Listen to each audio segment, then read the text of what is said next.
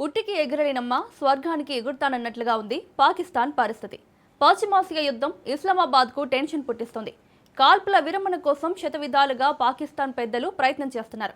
అయితే యుద్ధం ఆగుతుందా సాగుతుందా అనే విషయాన్ని పక్కన పెడితే దౌత్యం దాయాదికి దడ పుట్టిస్తుంది. షెహబాజ్ ప్రభుత్వం ఏం చేసినా వర్కౌట్ కావడం లేదు. దాయాదికి పెద్దగా పేరు రావడం లేదు. గొప్పలకు పోయి గోతిలో పడినట్లయింది.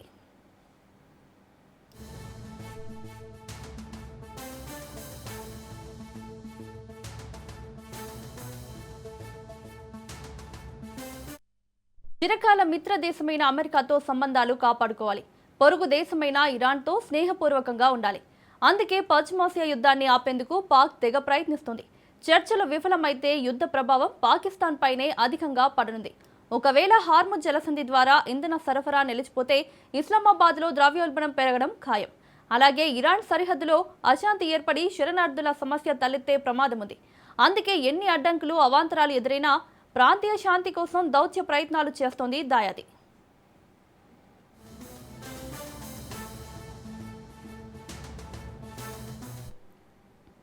కొద్ది రోజులుగా ట్రంప్ను నమ్ముకొని తంటాలు పడుతోంది పాకిస్తాన్.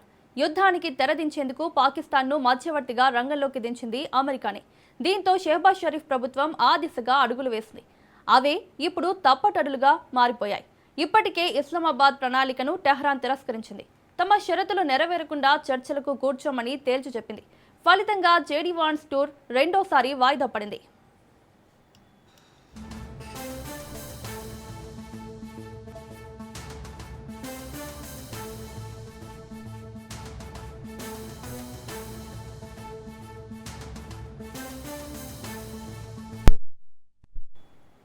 అంతర్గత ఆర్థిక సంక్షోభాన్ని చక్కదిద్దుకోకుండా అంతర్జాతీయ స్థాయిలో ప్రాముఖ్యతను నిరూపించుకోవాలని షెహబాజ్ షరీఫ్ ప్రభుత్వం తహతహలాడుతోంది. అయితే అమెరికా ఇరాన్ మధ్యవర్తిత్వం అంత ఈజీ కాదు. షరతులతో పరస్పరం ఇరు దేశాలు మధ్యవర్తులకు చుక్కలు చూపిస్తున్నాయి. తుర్కియే ఈజిప్టుతో పోలిస్తే సమస్యల సుడిగుండంతో పాక్ సతమతమవుతోంది. తాజాగా $2 బిలియన్ రుణాన్ని తిరిగి చెల్లించాలని యుఏఈ కోరడం ఆ దేశాన్ని ఆత్మరక్షణలో పడేసింది. కష్టకాలంలో సాయం చేసిన దేశాన్ని అభినందించాల్సింది పోయి సెనేటర్ ముషాహిద్ హుస్సేన్ ఎగతాళి చేయడం మరింత అగ్గిరాజేసింది. పాకిస్తాన్ అపరిపక్వ దౌత్య నీతికి నిదర్శనమంటున్నారు విశ్లేషకులు. ఆర్థికంగా బలహీనంగా ఉన్న దేశం అంతర్జాతీయ వేదికపై అనివార్యమైన శక్తిగా గుర్తింపు పొందడం అసాధ్యమంటున్నారు.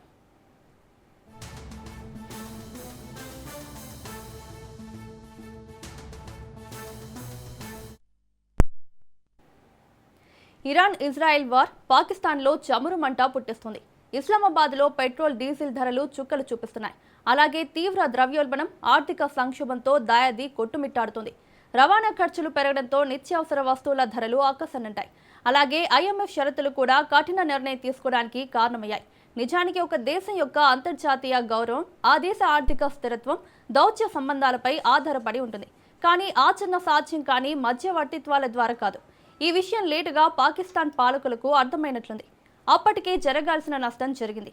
అస్థిరమైన ఆర్థిక వ్యవస్థను చక్కదిద్దుకోకుండా అంతర్జాతీయ వేదికపై ఇస్లామాబాద్ అతిగా స్పందించడం వల్ల ఉన్న మిత్రులను కూడా దూరం చేసుకునే ప్రమాదం ఉంది. మొత్తానికి ఎంకిపెళ్లి సుబ్బి చావుకొచ్చినట్లుగా మారింది పాకిస్తాన్ పరిస్థితి.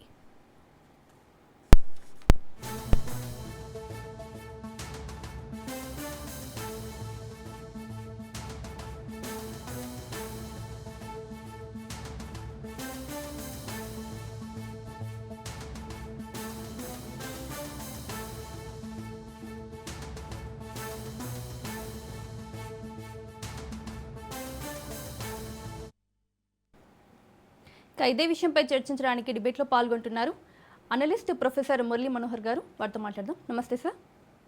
నమస్తే. సో మురళీ మనోహర్ గారు, పశ్చిమాసియా యుద్ధం ఆపడానికి ప్రయత్నాలు చేస్తుంది పాకిస్తాన్. కానీ ఎందుకు పాకిస్తాన్ చేస్తున్న ప్రయత్నాలు వర్కౌట్ కావడం లేదు? పాకిస్తాన్ చేతిలో ఉన్నటువంటి విషయం కాదమ్మా ఇది. అది ఒక రకంగా చెప్పాలంటే పాకిస్తాన్ స్థాయి కూడా కాదు. యుద్ధము యొక్క స్థాయి వేరు, పాకిస్తాన్ యొక్క స్థాయి వేరు. స్వయంగా తాను అంతర్గత సమస్యలతో, ముఖ్యంగా ఆర్థిక సంక్షోభంతో కొట్టుమిట్టాడుకుంటున్న ఒక దేశము అదేదో ఉట్టికి ఎగరలేనమ్మా ఆకాశానికి ఎగిరింది అన్నట్టు పద్ధతిలో ఆ ఆ బాధ్యతను తాను తీసుకోవడం, తర్వాత ఆ బాధ్యత పాకిస్తాన్ పైన పెట్టడం కూడా అమెరికా ఆ, యొక్క వింత పోకడ అది. అంటే ట్రంప్ యొక్క వింత పోకడలో అది కూడా ఒకటి. ఒక హ్మ్. స్థాయి లేని ఒక దేశాన్ని, అప్పుల పాలైనటువంటి ఒక దేశాన్ని మధ్యవర్తిత్వం వహించమని చెప్పడము, ఒక ఒక 10 పాయింట్స్ తన చేతిలో పెట్టి వెళ్ళు రాయబారానికి వెళ్ళేసి ఇవి సాధించుకొని రమ్మని చెప్పేసి పంపించడము. ముందు నొయ్యి వెనక బొయ్యి అనేటువంటి పరిస్థితి పాకిస్తాన్‌కి ఉంది. హ్మ్. ఇరాన్‌తో ఇరాన్‌తో సంబంధాలు చెడిపోకూడదు తనకు. చెడిపోతే సమస్య. ఇస్లామిక్ కంట్రీ, పైగా పొరుగు దేశం. రేపు యుద్ధం అంటూ జరిగితే అమెరికా నేలపైకి దిగడం మొదలుపెడితే ఇగ పాకిస్తాన్ యొక్క అవసరం ఉంటుంది. పాకిస్తాన్ యొక్క భూభాగం అవసరం ఉంటుంది. పాకిస్తాన్ నుంచే ఇరాన్‌లోకి చొచ్చుకుపోవచ్చు అనేటువంటి ఒక ఆలోచన అమెరికాకుంటుంది.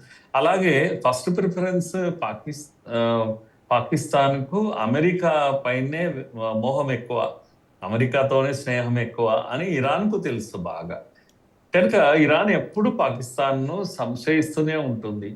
అలాంటి పరిస్థితుల్లో అనుమానాస్పదంగా ఇరాన్ ఉండేటువంటి ఒక ఇరాన్ అమెరికా వైపు నుంచి వకాల్తా పుచ్చుకున్న పాకిస్తాన్‌తో కూర్చొని మాట్లాడుతుందా?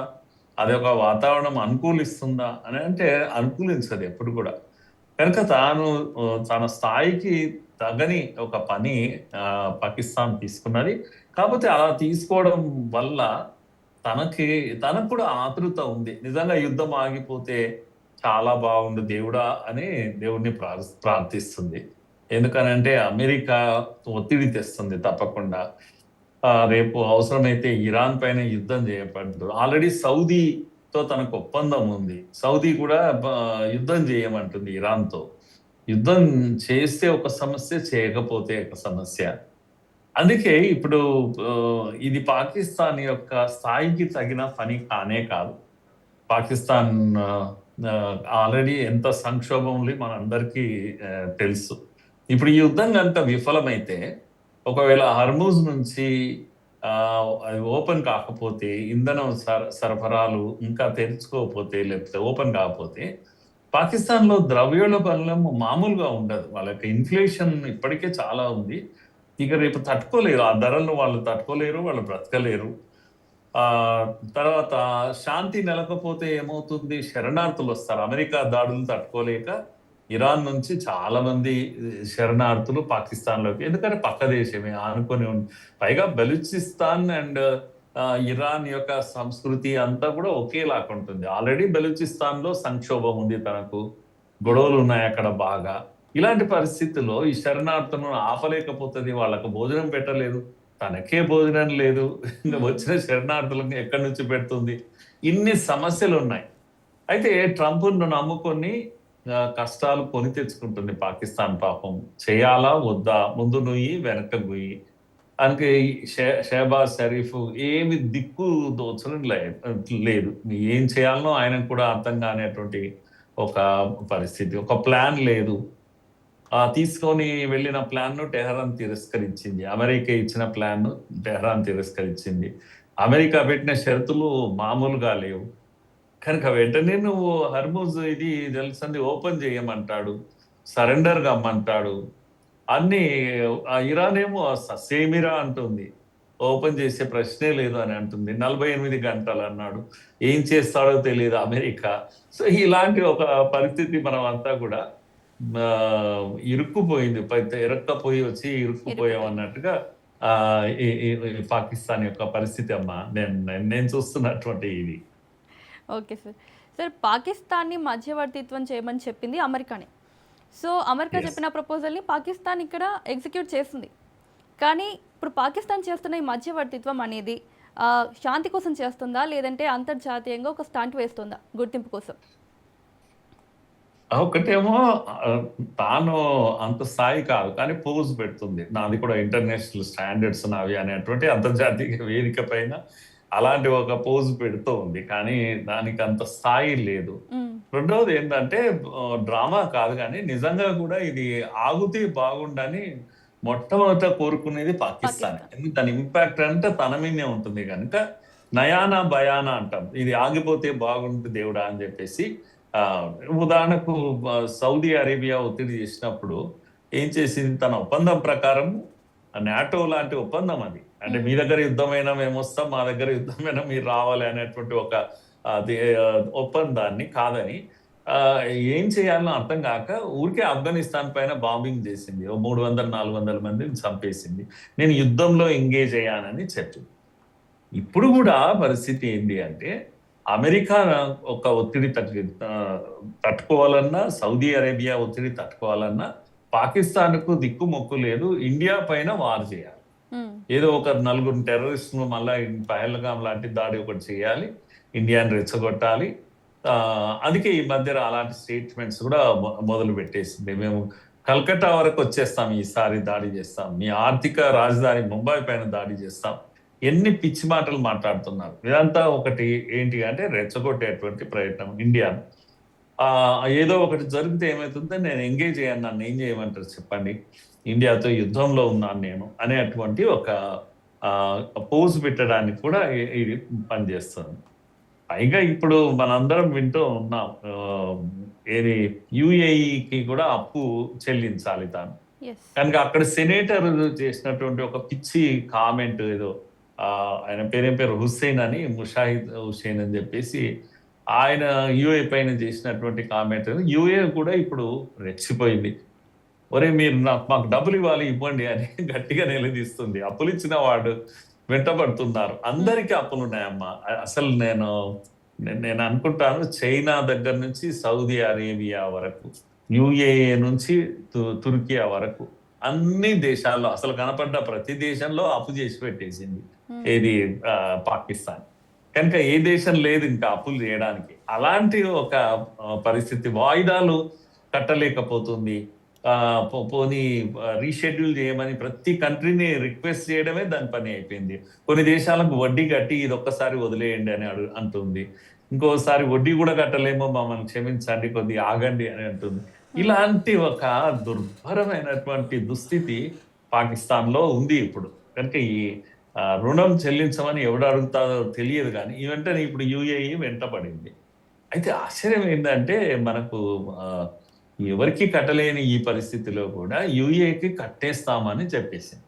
వారం రోజులు మేము కట్టేస్తాము అని ఎందుకు చెప్పింది అందరూ కూడా ఆశ్చర్యం. అసలు మీరు ఆశ్చర్యపోతారమ్మా, ఈ మధ్యలో ఏదో ఒక స్టేట్ లో, పంజాబ్ స్టేట్ లో అక్కడ ఉన్నటువంటి లేడీ, ఆమె మరియం నవాబ్, అంటే ఈ నవాజ్ షరీఫ్ వాళ్ళ రిలేటివ్ ఆమె, అక్కడ చీఫ్ మినిస్టర్, ఆమె కొత్త పన్ను వేసింది. దాని పేరు ఏమంటే గోబర్ ట్యాక్స్ అని.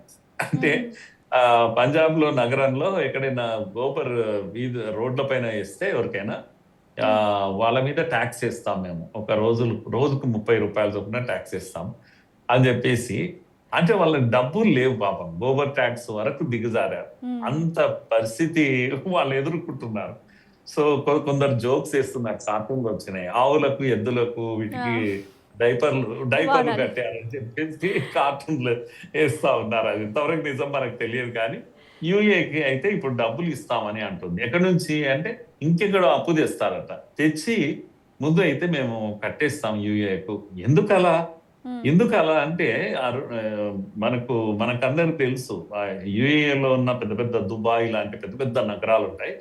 అక్కడ మొత్తం పాకిస్తాన్ యొక్క ఆర్మీ ఆఫీసర్స్, మాజీ ప్రధానులు, మాజీ అధ్యక్షులు, వాళ్ళ పిల్లలు, వాళ్ళంతా కూడా అక్కడే సెటిల్ అయ్యారు, అక్కడ ఇండ్లు కట్టుకున్నారు. నవాజ్ షరీఫ్లు కానీ, లేకపోతే ముషరఫ్లు కానీ, లేకపోతే వీళ్ళందరూ భుట్టోలు కానీ, వాళ్ళందరి కుటుంబాలు అక్కడ ఉన్నాయి. చాలా పెద్ద పెద్ద ఆస్తులు, ఈ దేశాన్ని ముంచి వెళ్ళి కట్టుకున్న ఆస్తులన్నీ అక్కడ ఉన్నాయి. కనుక కోట్ల విలువ చేసేటువంటి సుమారుగా 17,000 మంది ఏమంటాము మాజీ రాజకీయ నాయకులు, మాజీ డిఫెన్స్ ఆఫీసర్లు, రిటైర్డ్ మేజర్లు, రిటైర్డ్ ఆఫీసర్లు, అందరి ఆస్తులు అక్కడ ఉన్నాయి. కనుక ఒక్కసారి యుఏఈ కనుక జప్తు చేస్తామని చెప్తే వీళ్ళ పరుగు పోతుంది. పాకిస్తాన్ బ్రతకలేదు అసలు, వాళ్ళ ప్రభుత్వాలు ఉండవు, ఎందుకంటే ధనవంతులంతా అక్కడే ఉన్నారు. అందుకని ఇప్పుడు అప్పు మీద అప్పు తెచ్చి యుఏతో తనకున్న ప్రాబ్లమ్ సాల్వ్ చేసుకోవాలనే ఒక ప్రయత్నం పాకిస్తాన్. ఇలాంటి పాకిస్తాన్ ఇప్పుడు దీనికి ఇచ్చేస్తుందామా, వచ్చి మధ్యవర్తం వహించేసి వీళ్ళ యుద్ధం ఆపుతుందా? దిక్కు లేదు. పెద్ద పెద్ద దేశాలు చెప్తే వినే పరిస్థితిలో లేరు. గల్ఫ్ దేశాలు ఉక్కిరి బిక్కిరి అవుతున్నాయి. సుమారుగా 13 దేశాలు యుద్ధంలో ఇన్వాల్వ్ అయి ఉన్నాయి. ఒక్క దేశాన్ని వదలడం లేదు ఇరాన్. అంత ఏమంటాం, ఆ, ముక్కలు చెక్కలైనా సరే ఇరాన్ తన తగ్గడం లేదు. ఫైటింగ్ స్పిరిట్ తగ్గడం లేదు. ఆ, అన్ని దేశాలను ఇచ్చేస్తుంది. మొత్తం గల్ఫ్ అంతా కూడా అల్లకల్లోలం అయిపోయింది. ఉమ్, చాలా డబ్బున్నటువంటి దేశాలు ఇవన్నీ కూడా వాటి యొక్క ప్రైవేట్ ఆస్తుల పైన కూడా దాడులు చేయడం మొదలు పెట్టేసింది. సో ఉమ్, ఇలాంటి పరిస్థితుల్లో నేను అనుకుంటా ఈ రోజు మరి ఇంకా ప్రారంభం కాలేదు యుద్ధము. ఈయన చెప్పినటువంటి యుద్ధం, ఎవరు ట్రంప్ చెప్పినటువంటి యుద్ధం కానీ ఒకవేళ అది మొదలైందంటే ఏం చేస్తుంది పాకిస్తాన్? ఓ మూలకు కూర్చోవాలి. అక్కడ ఏం జరుగుతుందో చూడాలి. దేవుడు ఎలా నిర్ణయిస్తే అలా జరుగుతుంది అనుకోవాలి, ఊరికే ఉండాలి. ఎందుకంటే ఒత్తిడి ఫస్ట్ పాకిస్తాన్ పైనే ఉంటుంది. yes. తప్పకుండా శరణార్థులు పాకిస్తాన్ లోకి వస్తారు. ఉమ్, అందుకని ఇప్పుడు మనం మాత్రం చాలా జాగ్రత్తగా ఉండాల్సిందే. ఎప్పుడైతే వాళ్ళ బాసిద్ అనేవాడు లేకపోతే కవాజ్ ఆసిఫా, వీళ్ళిద్దరు రక్షణ శాఖ మంత్రి. ఉమ్, బాసిత్ ఏమో అంబాసిడర్, ఇక్కడ ఇండియాకు అంబాసిడర్. పిచ్చి మాటలన్నీ వాళ్ళు మాట్లాడుతూ ఉన్నారు. ఈసారి మేము ఇదేది కల్కట్టా వరకు కూడా మేము కొట్టేస్తాము, ఇలాంటివన్నీ మాట్లాడుతూ ఉన్నారు. అంటే దీన్ని అర్థం ఏంటి అంటే వాళ్ళ దగ్గర మిసైల్స్ ఉన్నాయమ్మా. ఉమ్, చాలా మంచి మిసైల్స్ ఉన్నాయి. అంటే సుమారు 1000 కిలోమీటర్లు 2000 కిలోమీటర్ల దూరం కొట్టేటువంటి మిసైల్స్ ఉన్నాయి అక్కడ వాళ్ళ దగ్గర. వాటిని మేము ఉపయోగిస్తాం. ఉదాహరణకు షహీద్ అనేటువంటి మిసైల్ చాలా దూరం కల్కట్టా వరకు వస్తుంది. వాళ్ళు చెప్పిన టార్గెట్ అదే అసలు.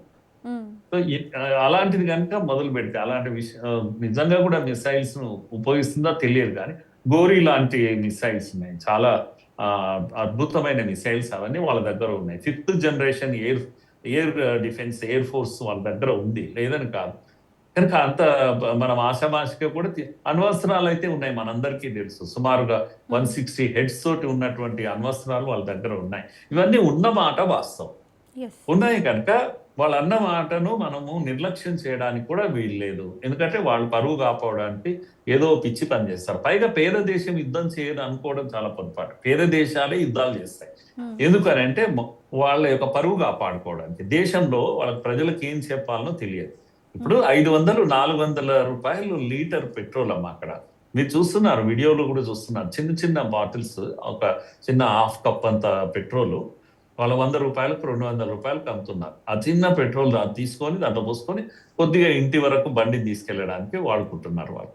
ఉమ్, అంటే అంత ఘోరమైనటువంటి పరిస్థితి వాళ్ళకు ఉంది. వాళ్ళ దగ్గర డబ్బులు లేవు, బెగ్గింగ్ చేసే పరిస్థితి ఉంది. యుద్ధం ఎలా చేస్తారని మన వాళ్ళు సోషల్ మీడియాలో జోకులు వేస్తున్నారు. కానీ చేస్తారు. ఆర్మీ దగ్గర ఈ వెపన్స్ అన్నీ ఉన్నాయి కనుక చేయకపోతే వాళ్ళ పరువు నిలబడదు. కనుక ఏవో కొన్ని మిసైల్స్ మన మీద ప్రయోగించే అవకాశం ఉంది. అందుకనే మన దగ్గర కూడా మీరు కదలికలు చూస్తున్నారు. ఏది మన యొక్క ఆర్మీ కానీ రాజ్నాథ్ సింగ్ గారు కూడా స్టేట్మెంట్స్ ఇస్తున్నారు. Cabinet committee on security matters మీద ఏదైతే ఉంటుందో సిసిఎస్ సమావేశాలు జరిగింది. ఈ టైంలో క్యాబినెట్ కమిటీ సెక్యూరిటీ మ్యాటర్స్ మీద కూర్చోవడం ఎందుకు అంటే ఏదో అనుమానం ఉంది. యుద్ధం చేసేటువంటి పాకిస్తాన్ ఏదో ఒకటి చేసేటువంటి అవకాశం ఉంది. అందుకే మనం కూడా ప్రిపేర్గా ఉన్నాం, మోహరించాం. ఒక రకంగా చెప్పాలంటే మనము ఆయుధాలను మోహరించాం, నేవీని మోహరించాం, తర్వాత ఎయిర్ ఫోర్స్ను మోహరించాం. ఎక్కడ కూడా మనం అవకాశం తీసుకోవడానికి వీల్లేదు. యుద్ధం మొదలైన తర్వాత కనుక డ్యామేజ్ కాకముందే మనం నియంత్రించుకోగలుగుతాం. మన దగ్గర కూడా ప్రొటెక్ట్ చేసుకోవడానికి S-500 లాంటి వెపన్స్ ఉన్నాయి. ఆకాశంలోనే మనం అడ్డుకోగలుగుతాం. అవన్నిటిని మోహరించి కూర్చున్నాం. మన దగ్గర అంటే శక్తి లేక ఏం కాదు. కనుక మునీర్ అనే లాంటి వాడిని మనం నమ్మడానికి కూడా వీల్లేదు. ఎందుకంటే వాడు ఆ పవర్ ఎంజాయ్ చేస్తున్నాడు. కనుక ఒక్కసారి అలర్ట్ చేసి ఆర్మీని మన పైన ఉపయోగిస్తే మన దగ్గర అంతకు మించినటువంటి అణ్వస్త్రాలు, స్విఫ్ట్ వార్ అంటాం, అంటే క్షణాలు యుద్ధం ప్రారంభం కావచ్చు ఈసారి. అయినప్పుడు మనకు శక్తి ఎంత ఉందంటే గతంలో లాగా ఊరికే కొన్ని టార్గెట్స్ ను కొట్టి రావడమే కాదు, విధ్వంసం చేసేంత శక్తి మన దగ్గర కూడా ఉంది. కనుక ఒక 2 రోజుల్లో పాకిస్తాన్ ను మనము విధ్వంసం చేయగలిగాం. బ్రహ్మోస్ లాంటి అతి పవర్ఫుల్ వెపన్స్ మన దగ్గర వందలాది మోహరించి పెట్టాము ఇప్పటికే.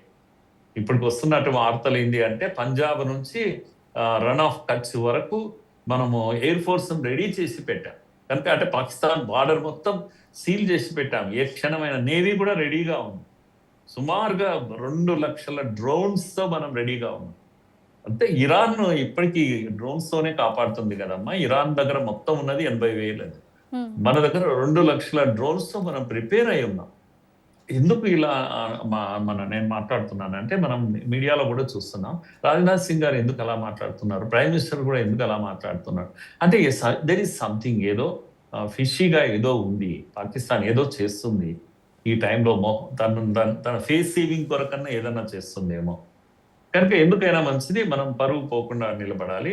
ఈసారి జరిగితే మాత్రం విధ్వంసం చేస్తాం. అమెరికాకు కూడా తెలిసి ఈ విషయం. అందుకే అమెరికా కూడా పాకిస్తాన్ ను అంత తొందరగా యుద్ధం వైపు నడవనివ్వదు. ఆ అష్యూరెన్స్ ఒక్కటి మనకు ఉంటుంది కనుక చూడాలి, వేచి చూడాలి. కనుక మేకపోతు గంభీరం అని అనొచ్చు పాకిస్తాన్. అంత మాత్రాన మనము ఏమంటాము నిర్లక్ష్యం చేయడం తగదు, నిర్లిప్తంగా ఉండడానికి వీల్లేదు. ఏదో అమెరికా పాకిస్తానే కదా పేద దేశం, ఏం చేస్తుందిలే అనుకుంటే పొరపాటు అవుతుంది. వాళ్ళ అవసరం కష్టాల్లో ఉండేవాడు ఏం చేస్తాడు, పొరుగువాడి పైన పోతాం మనం పోతున్నాం వీడిని కూడా కొట్టేసి పోదాం అనేటువంటి ఒక కసి కూడా ఉంటుంది కనుక కళ్ళు వాడికి ఇది అవుతాయి కనుక వాడు సంతోషంగా లేడు, వీడి కూడా సంతోషంగా ఉండకూడదు అనేటువంటి ఒక ఇది ఉండే అవకాశం ఉంటుంది. అందుకని మనం నిర్లక్ష్యం చేయడానికి అయితే వీల్లేదు. వేచి చూడాలి ఈ రోజు ఏమవుతుందో, మనకు అమెరికా ఎలా రియాక్ట్ అవుతుంది అనే విషయం. లెటస్ హోప్, అందరం ఆశిద్దాం. ఎక్కడో దగ్గర యుద్ధానికి తెరబడుతుంది, ప్రపంచం సేద తీర్చుకుంటుంది అనేటువంటి ఆశ అందరిలో ఉంది అమ్మా. మనం కూడా అలాగే ఆశించాలి. అవును, ఖచ్చితంగా. సో హార్ముజ్ జలసంధి క్లోజ్ అయితే ఇస్లామాబాద్ ఆర్థిక వ్యవస్థ ఎంతవరకు తట్టుకోగలదంటారు? హార్ముజ్ జలసంధి క్లోజ్ అవుతే మొట్టమొదటి ఇంపాక్టే పాకిస్తాన్ పైన ఉంటుంది, ఇస్లామాబాద్ పైన ఉంటుంది. ఇంతకుముందు చెప్పినట్టుగా ఒకటేమో ఆల్రెడీ ఈ ఆయిల్ సప్లై ఆగిపోయింది పాకిస్తాన్, మనం తెచ్చుకుంటున్నాం. చాలా గ్రేట్ ఏంటంటే మనం ఇప్పటికీ ఇరాన్తో సఖ్యంగా ఉన్నాం, ఒప్పించి మెప్పించి రోజు 1, 2 అర మనకు కావాల్సిన మన నీడ్ ఫుల్ఫిల్ చేసే షిప్స్ మన దగ్గరికి వచ్చేస్తా ఉన్నాయి. ఎల్పిజి వస్తుంది, ఆయిల్ వస్తుంది.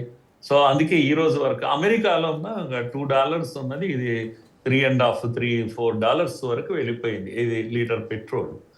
అమెరికాలో పెరిగింది. అమెరికాలోనే పెట్రోలియం అది తక్కువ ఉండదు, కానీ యుద్ధం కారణంగా అమెరికాలో పెరిగిపోయింది, ప్రపంచమంతా పెరిగిపోయింది. ఇది అమెరికాలో ఎందుకు చెప్తున్నానంటే ప్రపంచం అంతా కూడా పెట్రోలియం అనేది దొరకడం లేదు, రేట్లు పెరిగిపోయినాయి.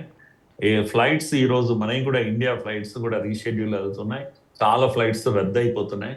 పాకిస్తాన్లో ఆఫీసెస్ క్లోజ్ అయినాయి, స్కూల్స్ కాలేజెస్ క్లోజ్ అయినాయి, వర్క్ ఫ్రమ్ హోమ్ అనే పద్ధతులు చాలా మొదలైనవి. ప్రపంచమంతా కూడా ఈ పరిస్థితే ఉంది. కనుక రేపు కనుక హార్ముజ్ జలసంధి కనుక కంప్లీట్ గా క్లోజ్ అయితే ఇంపాక్ట్ పెరిగి, నేను ఇంతకుముందు చెప్పినట్టుగా విపరీతమైన ద్రవ్యోల్బణము, ఇన్ఫ్లేషన్ తో చచ్చిపోతుంది పాకిస్తాన్. ఎలా తట్టుకుంటుందో మనం ఊహించలేము. డబ్బులు, తర్వాత ఫుడ్ తినడానికి ఫుడ్ లేనటువంటి ఒక పరిస్థితి, అంతర్గత సంక్షోభం మరింత ఎక్కువగా ఉంది. రేపు సింధు జలాల యొక్క సమస్య ఇంకా పెరుగుతుంది. ఎండాకాలం వచ్చే కొద్దికి నీళ్లు లేవు, సింధు నుంచి మనం నీళ్లు ఆపేసాం. ఇంత ఒత్తిడిలో ఉంది పాకిస్తాన్. అందుకని ఈ ఒత్తిడిని తగ్గించుకోవాలంటే ఏం చేయాలి, యుద్ధం చేయాలి. యుద్ధంలో ప్రజలను ఎంగేజ్ చేయాలి, వాళ్ళ మైండ్ని ఎంగేజ్ చేయాలి. కష్టాలు తప్పవు మనకు అనేటువంటి ఒక ఇంప్రెషన్ ఇవ్వాలి. సో అందుకని ఏదో ఇప్పుడు దౌత్యము చేసేసి మధ్యవర్తిత్వం చేసి ఏదో సాధిస్తుంది పాకిస్తాన్, ఇదంతా కూడా ఒక మీనింగ్లెస్, ఇది రబ్బిష్ టాక్ ఇదంతా అని అనుకోవాలి మనం. Okay sir. సో ఇరాన్ సరిహద్దులో అశాంతి పెరిగితే పాకిస్తాన్లో భద్రతా సమస్యలు కూడా తప్పవంటారా? ఇప్పటికే భద్రతా సమస్యలు ఉన్నాయి, మరింత పెరుగుతాయి. టెర్రర్ గ్రూప్స్ ఉన్నాయి మనకు, ఇవేంటి ఆఫ్ఘనిస్తాన్ నుంచి వచ్చినటువంటి వీళ్ళంతా కూడా తెహ్రకే ఇవి ఉన్నాయి కదా, టెర్రర్ గ్రూప్స్ ఉన్నాయి. ఇప్పటికే బాంబింగ్ చేస్తున్నాయి అక్కడక్కడ. ఇంటర్నల్ గా వాళ్ళకు ఎన్నో సమస్యలు ఉన్నాయి ఇంటర్నల్ గా. సో అలాంటిది ఇవి కనుక పెరిగితే బార్డర్ కనుక యుద్ధం అయితే నేను ఇంతకుముందు చెప్పాను శరణార్థులు అసలు ఊహించరు. బలూచిస్తాన్ తిరుగుబాటుదారులకు ఎనలేని బలం వస్తుంది ఇప్పుడు. ఎందుకంటే పాకిస్తాన్ ఈ సమస్యలో ఉంది కనుక వాళ్ళు కూడా ఇదే సమయంగా బయటపడాలని చూస్తున్నారు. విషయం ఏంటంటే బలూచిస్తాన్ బార్డర్ కూడా పాకిస్తాన్ ఇరాన్తో ఉంది. ఇరాన్లో ఒక ఒక స్టేట్ కొంత భాగం అంతా కూడా బలూచిస్తాన్ వ్యాపించి ఉంటుంది. అంటే బలూచ్ కల్చర్ అక్కడ కూడా ఉంటుంది, భాష కూడా అక్కడ ఉంటుంది. కనుక వాళ్ళు ఏమంటారు అంటే గ్రేటర్ బలూచిస్తాన్ అంటున్నారు. ఇరాన్లో ఆ భాగం కూడా మాకే చెందాలి అని అంటున్నారు.